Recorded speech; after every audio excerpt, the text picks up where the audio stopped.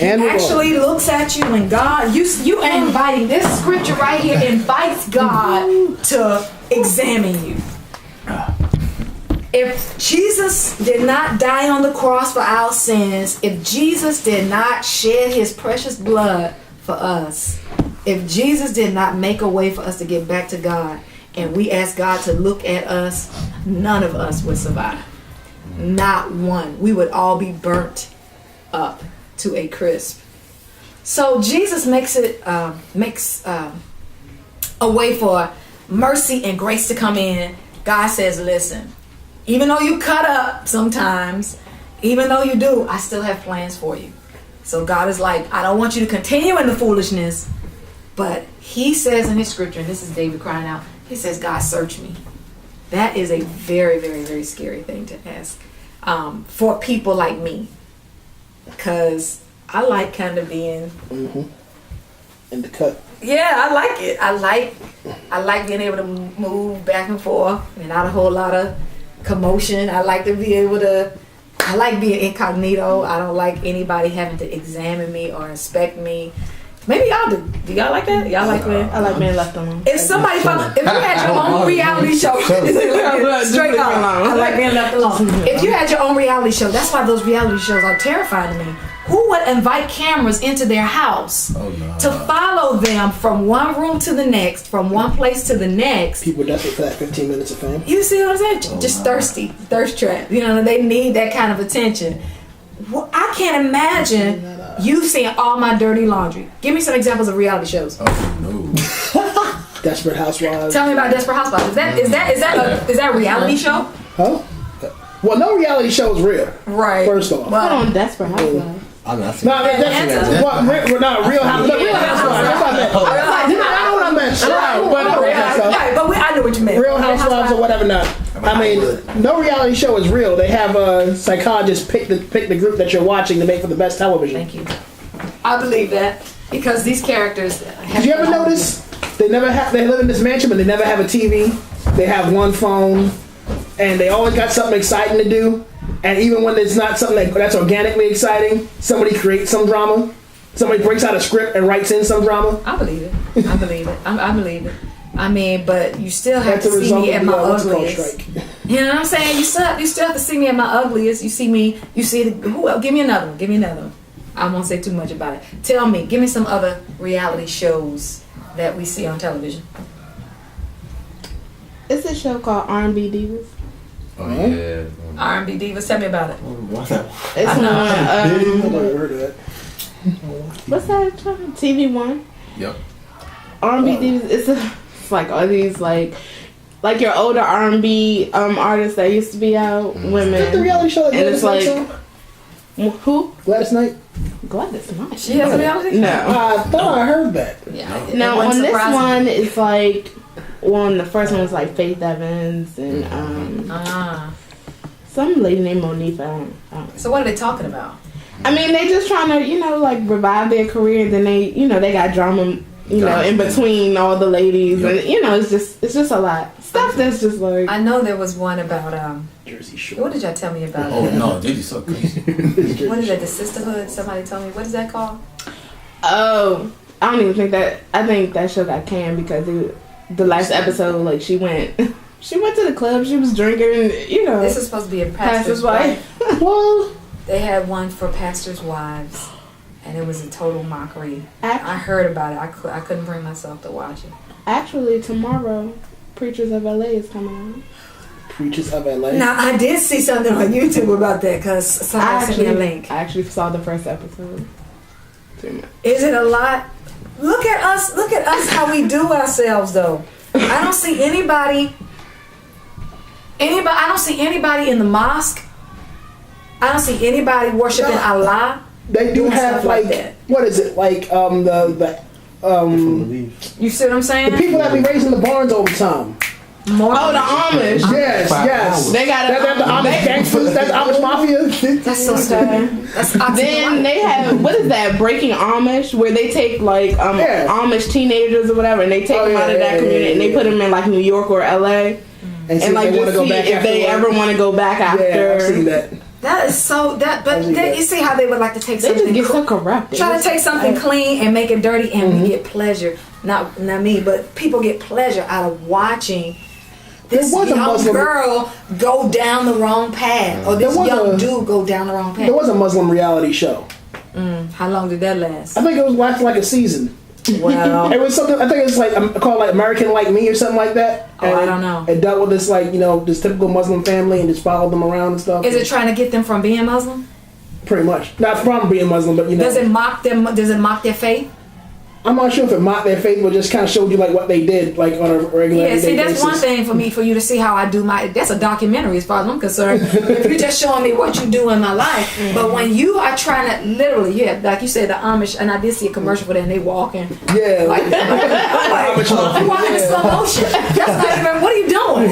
You see I thought they weren't supposed to be in front of cameras. Maybe they can't use the camera. I don't know. They're not supposed to use technology. But you don't see a whole lot of Jewish people mocking the temple.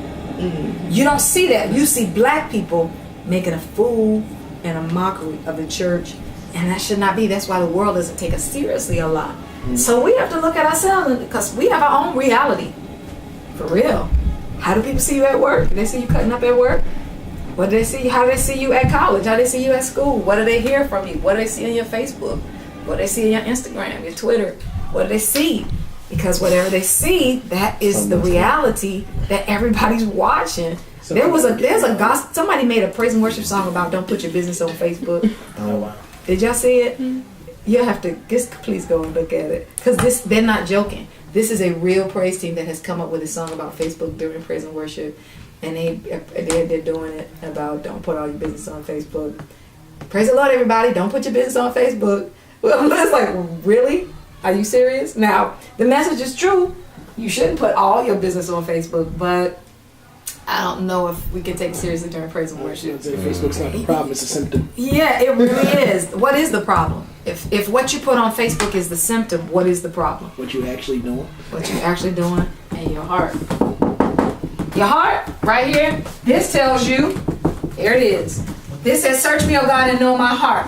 That talks about your relationships. I'm trying to wait for your other teammates to get here so they can present. It's supposed to be presented today, so that's why everybody going all slow, because they know they got to stand up in front of the camera today.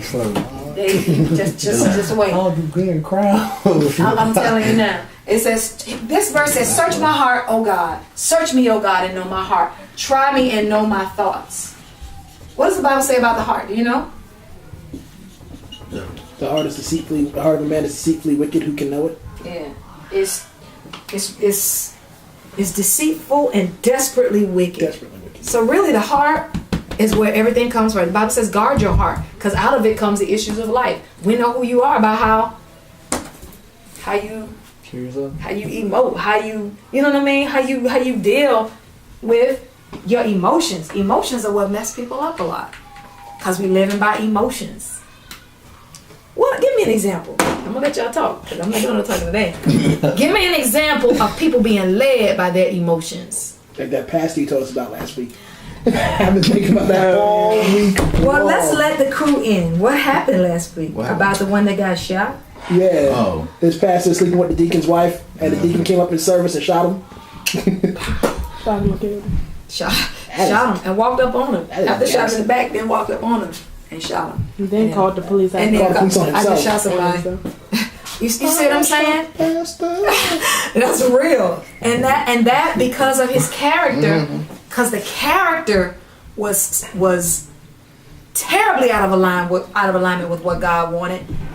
It showed up. Whatever you do in the dark, it will come out in the light. It will manifest in the light. So you might as well ask God to listen, just show me here. You know, I'm just gonna open myself wide up. That is scary. I mean, God asked me, he said, ask me for judgment. I said, no way, it's not gonna happen. It's not God in prayer says, ask me for judgment. Not doing it. Sorry. You see, I will rebuke you. It's not happening. I shook it off because I was like, no, I'm not. I don't want judgment. Who wants judgment? What criminal wants to go before the judge? Nobody. No, seriously, what criminal wants to go before the judge? most don't want to go before the judge. Some want to get caught because some are sick like that because they can't stop and they want to get caught. But what wants to go before the judge? Nobody who is guilty wants to go before the judge. Mm-hmm. And I remember when the Lord asked me that, I was guilty of a whole lot of stuff. And I said, I'm not doing it. But 2 days, I refused. Every time I got quiet and sat by myself, I heard it in my heart. I heard it. Ask me for judgment. I won't do it. Okay? I'm glad can we talk about this? I'm not doing it. I don't want it. And I fought it day and night for 2 days. But the pressure was so great on me because my heart wanted to please the Lord. I remember that night, that second night, I literally was in my room and I was just like, all right, just whatever you gotta do. I just knew the hammer was gonna come down. I was gonna be embarrassed, exposed.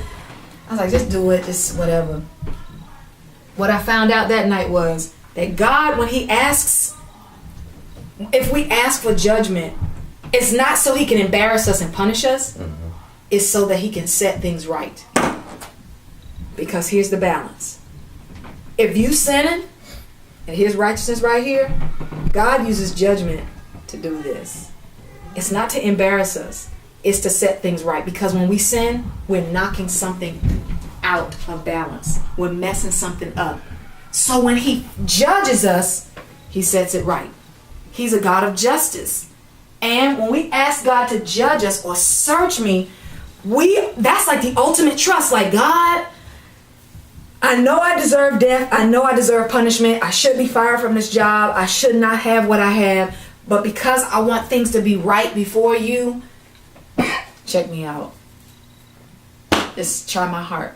And a lot of us live by emotions. One of the things is when a man got shot. Give me another way we live by emotion.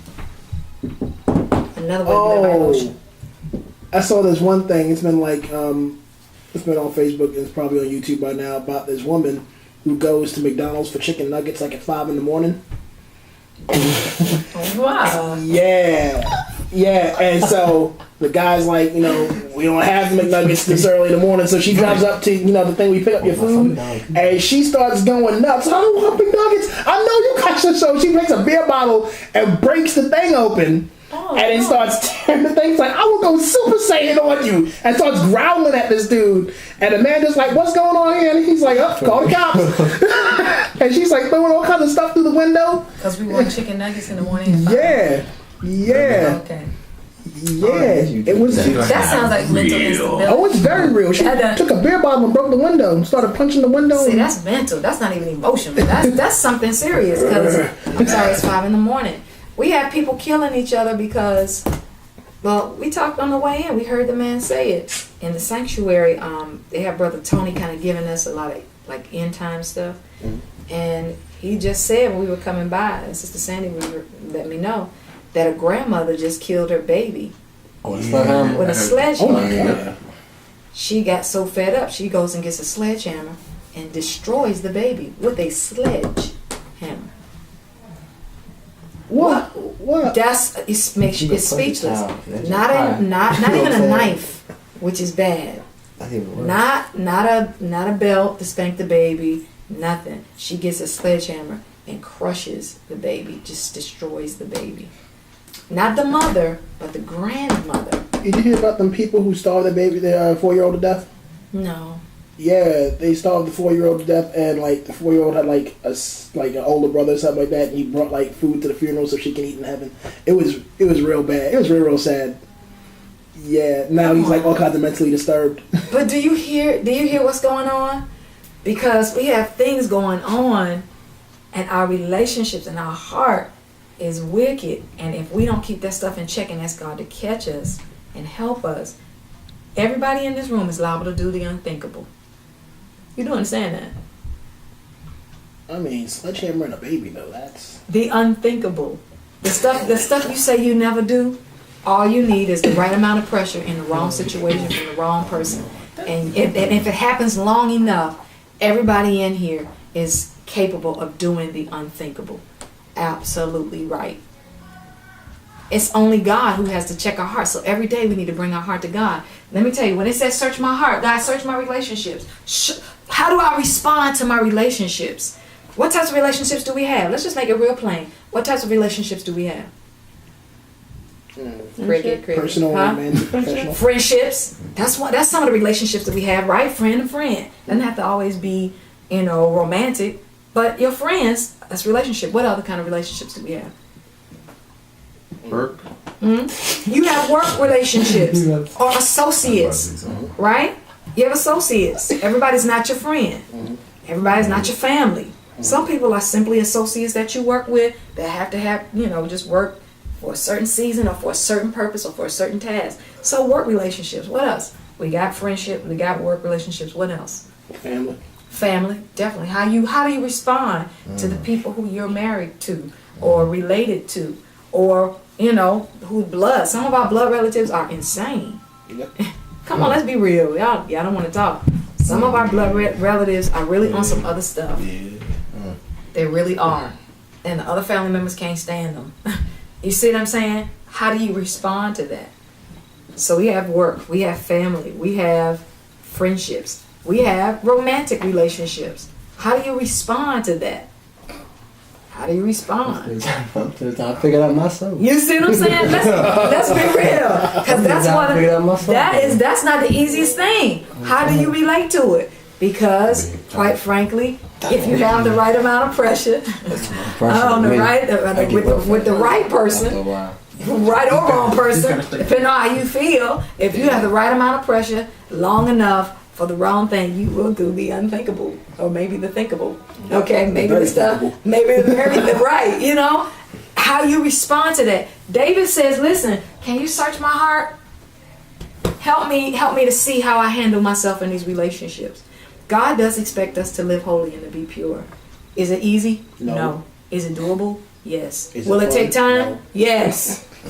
Don't let nobody fool you into thinking everything happens overnight just because you got saved on one day. No, some stuff we got to work it out.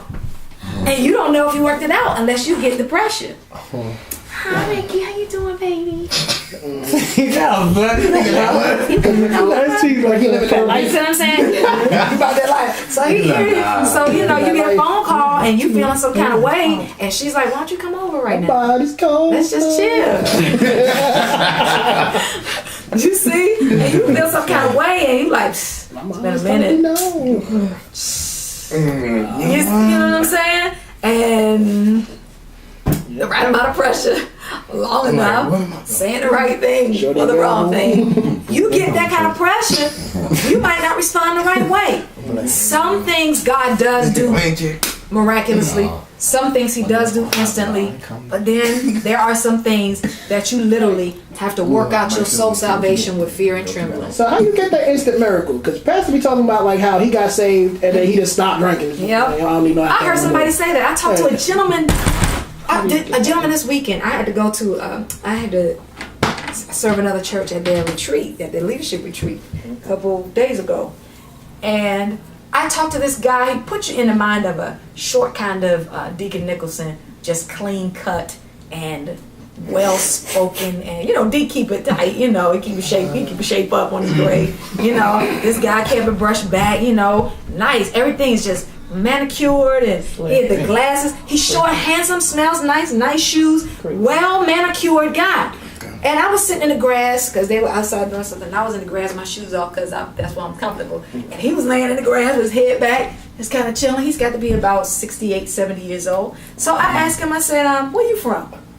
Because we the only two in the grass. Everybody else is kind of tipping around. He said, "I'm from North Carolina." I said, "Oh, yes, I do understand that." He said, "Man, this is great. In the shade." It was hot. In the shade, drinking lemonade, just got the word and everything. I was like, that's what I'm talking about. So we were just kind of chilling, me and this guy. And he was just like, you really just blessed me. Thank you for your workshop, blah, blah, blah. He was like, but people will never know what I've been through just by looking at me. He said, I know God can do anything. I said, what? He said, well, you won't believe it, but looking at me, I've been delivered from crack cocaine, from heroin, from purple haze, LSD, angel dust. Oh, yes. He ran down like 10 drugs, some kind of names, and I was like, I had some names I hadn't even heard of. And I said, that stuff was pure back then too, right? He was like, oh, you better believe it. It was like that. I said, that was a strong drug, wasn't it? He was like, yeah, it was the good stuff, right? He was like, I said, well, what made you stop? Cause he was just like, I was so high. He said there are days I'd be so high, I just told him to open the car door, let me run alongside the car. Yeah, he's like, cause I could see every pebble in the road. I could see like every piece of the road being put together. He's like, my head was so out of it. I would be doing all kinds of things. Hey, coming in, right? He was just like, I could see. He said, I was so high some days, I would just throw up air. And it felt like something was coming up, but nothing would come up. I would just be so intoxicated. My head, I didn't know how we got home. I would be on everything. I've popped everything and done everything. I shot up everything. I've done this. And just to look at the guy, you would never know it. Right? You would never know it. So he's just said, he was like, you can't tell me God can do everything. I said, what? He said, just being so high on pure drugs. He said it was pure. The stuff was pure.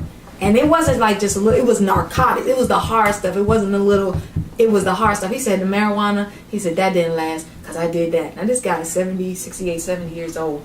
And he said, I asked him, I said, well, can I ask you a question? He said, yeah, ask me anything. I said, well, how did you stop? Because you talk about narcotics. He said, I still sometimes just pause like, I don't know why he chose me. He said, because both of my brothers overdosed. I preached both of their funerals. Both of them overdosed on the same stuff that I was doing, that we all were doing together. But when God delivered me, I talked to him and he